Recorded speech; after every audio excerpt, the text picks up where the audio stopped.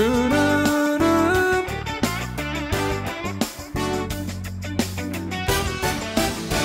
Estoy siguiendo a Jesucristo. De este camino yo no desisto. Estoy siguiendo a Jesucristo. Atrás no vuelvo, no volveré. No volveré, no volveré. Vamos a aplaudir al Señor Jesús.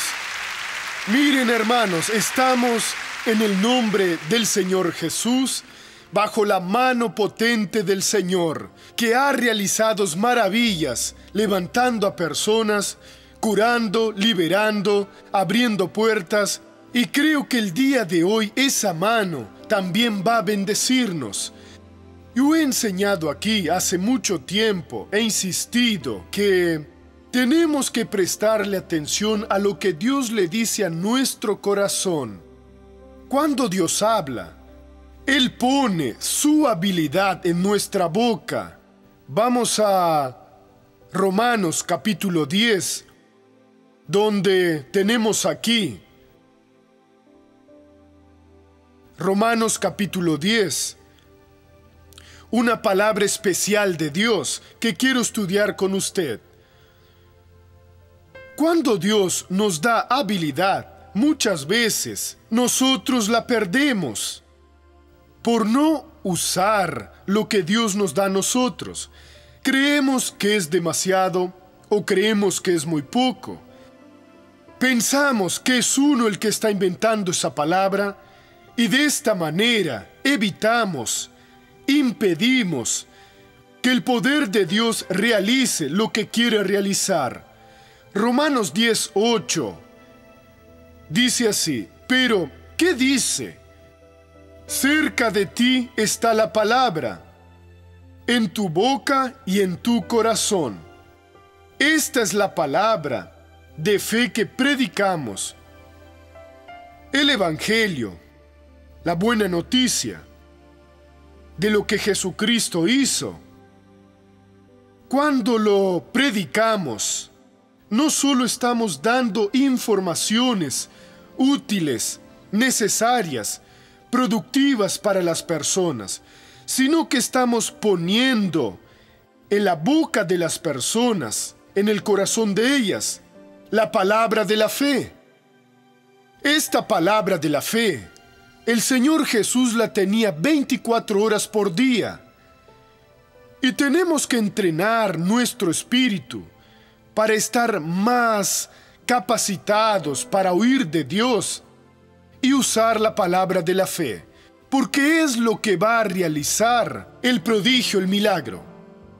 La palabra de fe a veces no es solo para realizar milagros, muchas veces lo es, pero a veces incluso para reprender a una persona que se volvió censurable o reprensible.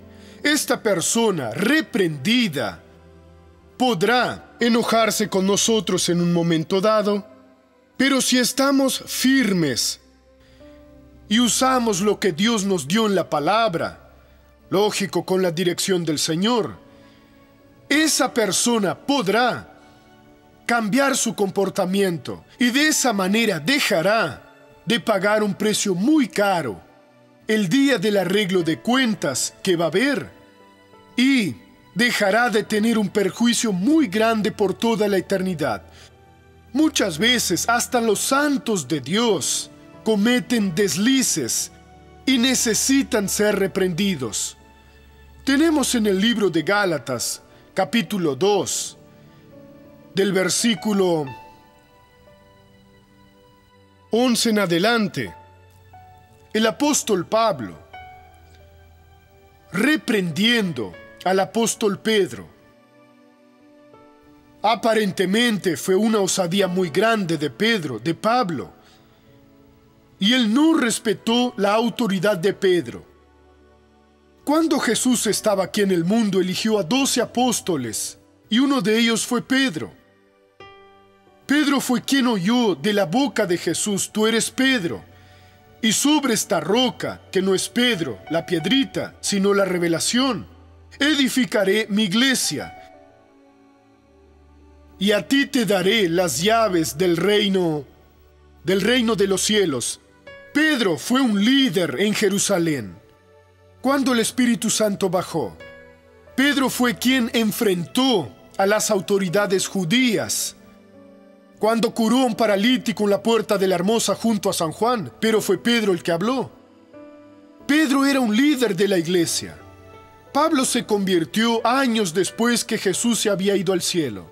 No acompañó el ministerio terreno del Señor Jesús. Y Pablo vio que Pedro merecía una reprensión.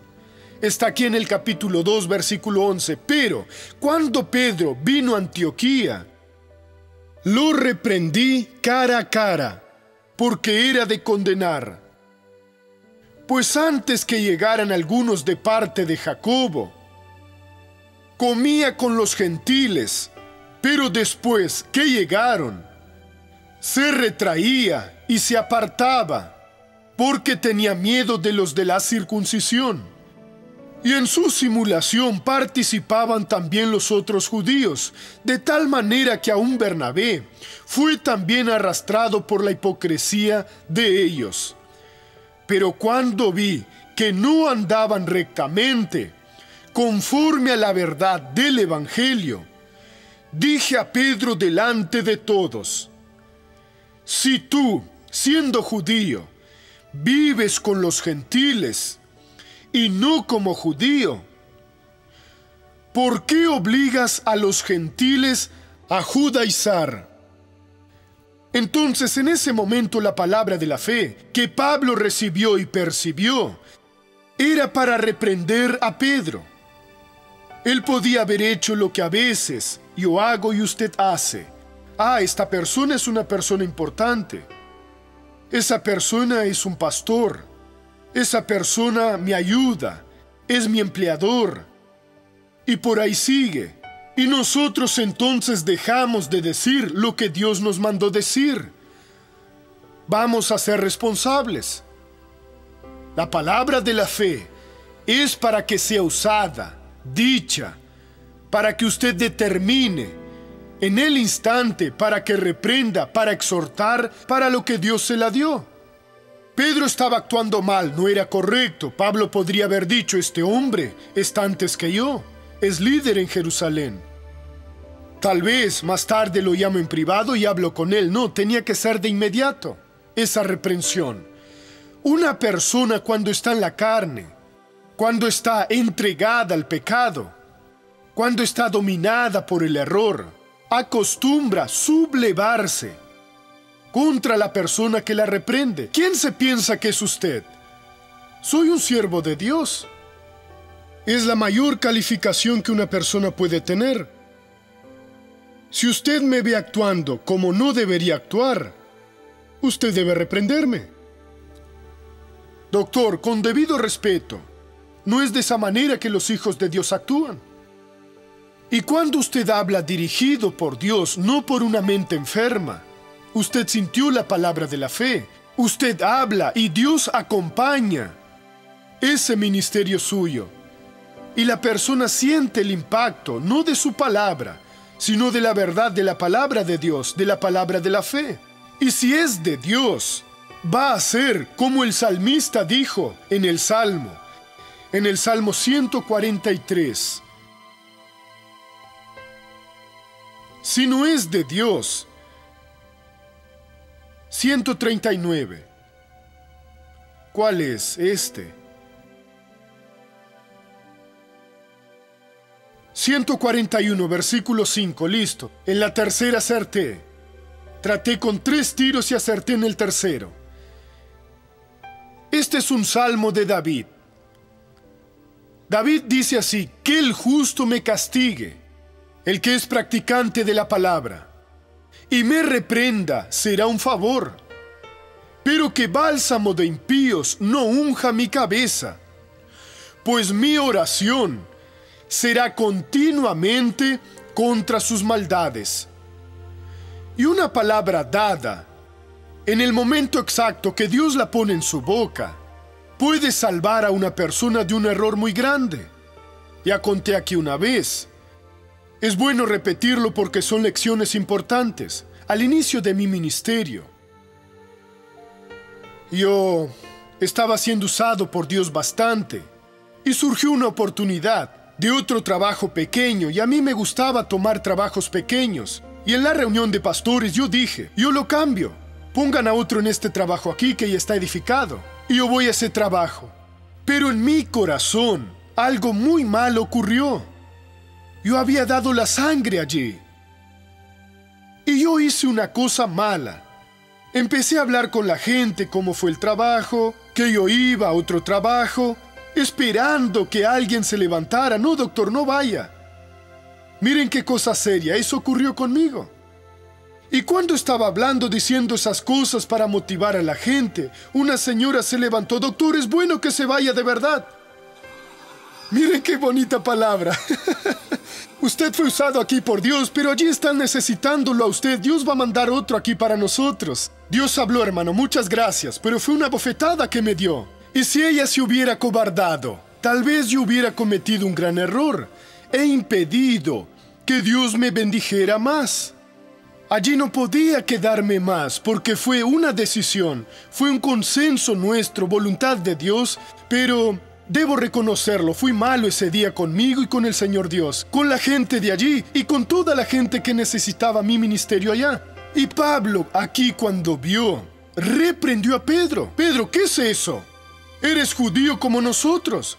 Los de Jerusalén no están aquí. Tú comes y bebes con los gentiles. Cuando llegan tú te alejas. Estás equivocado, hombre. Y Pedro debe haberlo recibido, porque David dijo que el justo me castigue y me reprenda. Será un favor para que bálsamo de impíos no unja mi cabeza. Voy a aceptarlo. A veces Dios lo pone y nosotros lo dejamos para después. Ah, pero es mi madre, es mi padre, es mi marido, es mi mujer, es mi hijo, es mi empleador. Una persona está siendo inconveniente para aceptar la palabra. Hermano, con debido respeto, la Biblia no dice eso. La palabra lo dice de esta manera, la palabra de la fe. Muchas veces no es solo para que usted determine una bendición y otras veces lo es. Usted habla, sintió, no tiene todavía nada, pero usted toma una decisión, determina y Dios cura. Tiene que tener así, pedirle a Dios que le vaya enseñando para que usted distinga cuándo es su mente, cuándo son sus deseos y cuándo es la palabra del Señor. Y cuando usted esté solo un poquito más maduro, más espiritual, usted va a entender eso. Y en ese momento, usted toma una decisión correcta. Usted habla. Usted libra a una persona de una caída. Algunos no van a aceptarlo. Yo ya tuve decepciones de llamar a una persona, hablar con esa persona, mostrarle exactamente lo que es. Y Dios quería que yo dijera eso, pero no aceptó. Esa persona tomó otra posición. Incluso consejos de la vida privada de esa persona, usted lo siente y dice, mire, no sé qué está ocurriendo, pero yo sentí esto, tal y tal y tal. Usted siente de Dios. A veces, como ocurrió aquí con Pedro, con Pablo, usted tiene que hablar, es el líder. Hermano, con el debido respeto, eso no está correcto. Y yo estoy hablando por Dios, abra los ojos porque hay un golpe del diablo por detrás. El ser humano siempre pone pretextos, no, eso no está ocurriendo. Pero si él realmente es de Dios o ella, muchas gracias. Gracias por el consejo en el nombre de Jesús, porque el enemigo seduce, el enemigo arma sus fraudes, pone sus trampas en todos los sentidos. Y cuando una persona se da cuenta, muchas veces ya cayó. Y si Dios nos dio la palabra de la fe, es para que ayudemos en el nombre de Jesús. Va a haber muchas enseñanzas estos días sobre la palabra de la fe. Yo espero que usted los vea, porque va a ser una bendición. Vamos ahora a la novela de la vida real.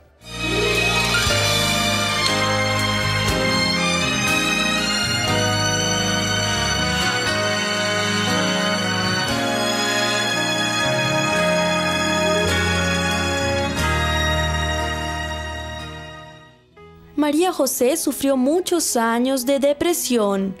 Todo empezó después del nacimiento de su primera hija. Un desánimo, una tristeza muy grande en mi vida. Yo la miraba y no sentía alegría, no sentía placer, solo miedo y desesperación. Y fui tratada en esa época. El médico dijo que era depresión postparto.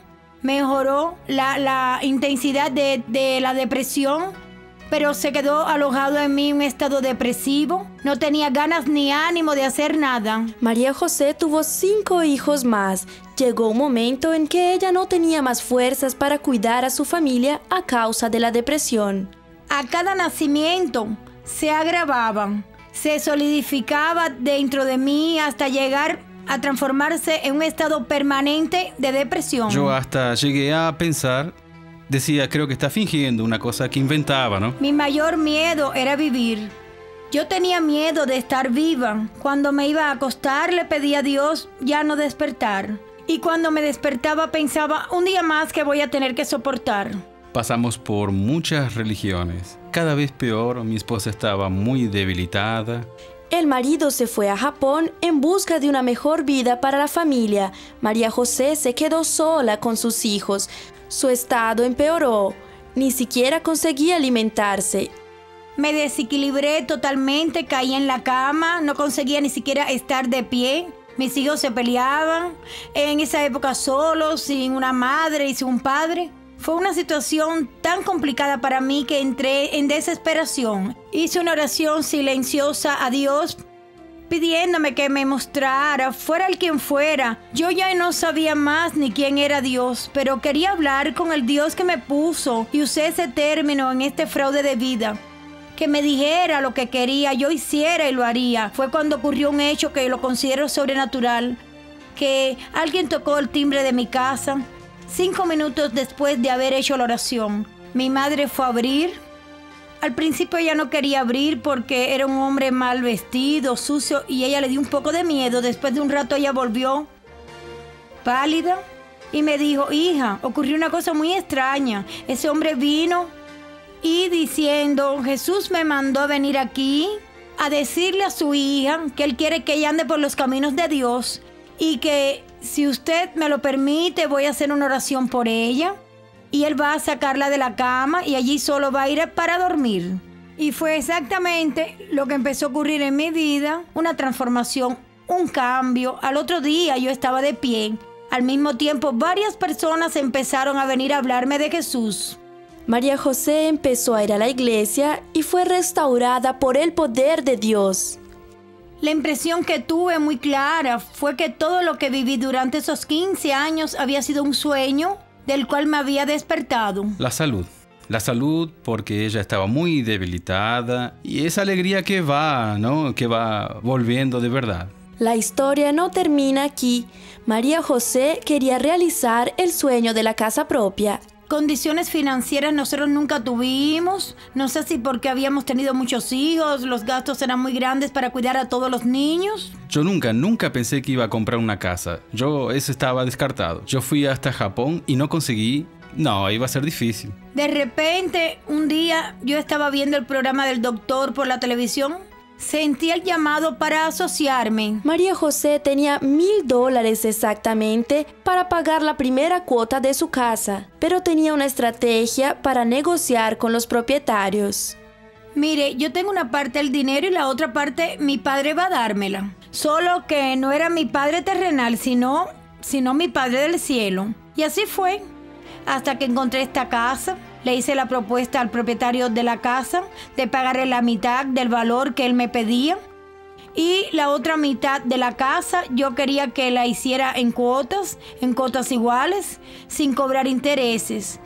Y él aceptó, solo que yo no tenía ni siquiera la mitad para comprar, para pagar la primera cuota. Dios fue usando situaciones y personas y condiciones, incluso dinero que apareció en nuestra cuenta, que hasta hoy no sabemos de dónde salieron los $50,000 para pagar la mitad de la casa. Y pagamos la casa para la gloria del Señor Jesús. Hoy es nuestra. Mire, nosotros le debemos mucho a Dios. todo a través de la palabra, ¿no? La palabra que nos enseña a tener fuerzas. Aprendimos a no preocuparnos, a dejar nuestra situación financiera y todo lo demás en las manos de Dios, y Él realmente se ha mostrado un Dios fiel en nuestra vida.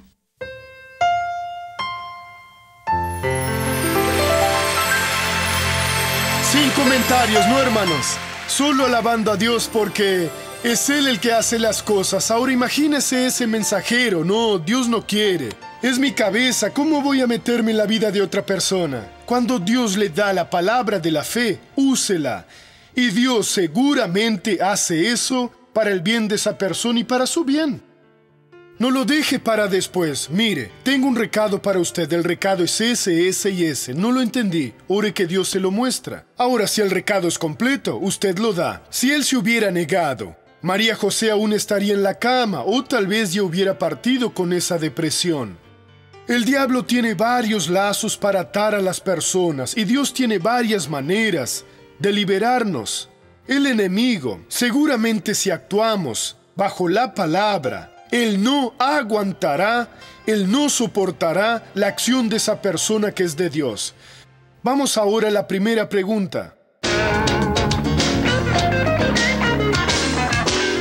Quería saber si el creyente puede ser el dueño de una tienda de loterías. Si yo fuera esa persona, preferiría poner una pastelería, poner una tienda de ropa o un lugar para arreglar bibliotecas, bicicletas y cualquier otra cosa. Ahora menos usar cosas que van contra la palabra de Dios. Hay cristianos que tienen un bar y creen que no hay ningún problema. Yo creo que sí que hay problema. Yo creo que debemos dar un buen testimonio. Ah, doctor, pero las casas de lotería dan mucho dinero. No debemos hacer lo que da mucho dinero. Debemos hacer lo que Dios quiere que nosotros hagamos. Pero hay muchas puertas comerciales que el cristiano puede entrar por ellas y tener su sustento honesto. Vamos a la segunda pregunta. Si el diablo se arrepintiera, ¿Dios lo perdonaría?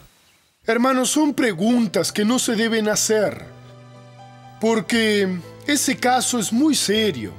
El diablo es espíritu, él sabía lo que estaba haciendo, su naturaleza es pecaminosa.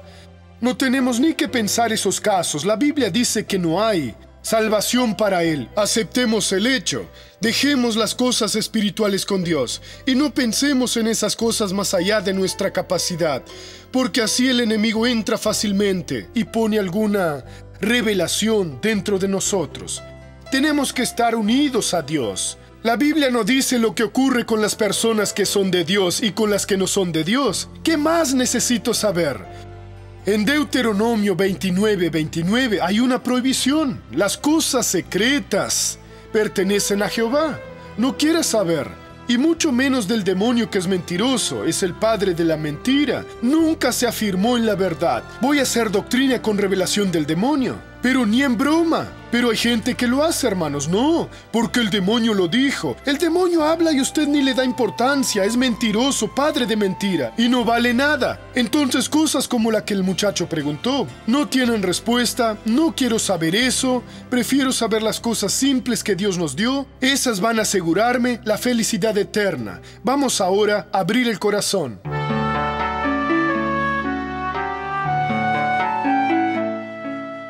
Tengo 39 años, estoy casada y tengo 2 hijos. Vivo con mi marido hace 19 años, pero sé que me traiciona desde el principio de nuestra unión. Algunas personas ya me aconsejaron a hacer lo mismo con él, pero yo me mantengo fiel y tengo fe en que un día cambiará. Recientemente perdí a mi madre y a mi hermano que padecían tumores malignos. Después de eso, pasé a sentir síntomas parecidos a los que ellos sentían, y por eso estoy preocupada. Creo que le estoy dando lugar al mal, atrayendo enfermedades a mi cuerpo.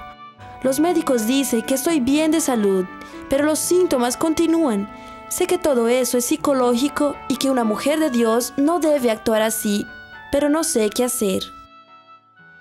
Hermano, usted tiene fe de que su marido va a cambiar, y usted no tiene fe en que Dios va a cambiar su vida.